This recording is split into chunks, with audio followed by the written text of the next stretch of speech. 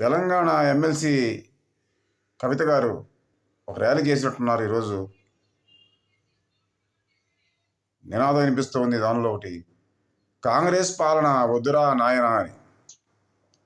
సరే, కాంగ్రెస్ పాలన వద్దనుకుందాం. నాదొక నినాదం, మీ పాలన వస్తే ఏం చేస్తారు నాయన? మీ పాలన వస్తే ఏం చేస్తారు నాయన? వాళ్ళు ఏం చేయరు, మీరు ఏం చేయరు.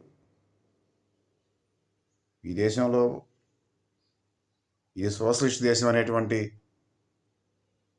రాజ్యాంగంలో మాట అలాగే ఉండాలి. ప్రైవేట్ రంగం కొనసాగుతూ ఉండాలి.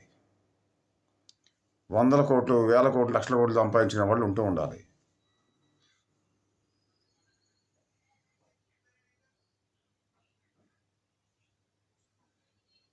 అలాంటి వ్యవస్థ ఆధారంగా జరిగే అన్యాయాలు, ఉండే పేదరికం, ఉండే నిరుద్యోగం,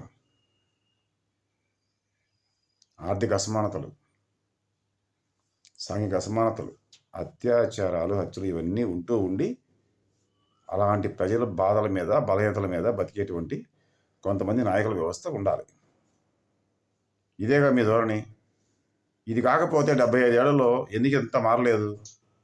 వాళ్ళ పాలన పోవాలి, ఏళ్ళ పాలన పోవాలి, వాళ్ళది పోయి మీద వస్తే ఏమవుద్ది, మీది పోయి ఇంకోటి వస్తే ఏమవుతుంది?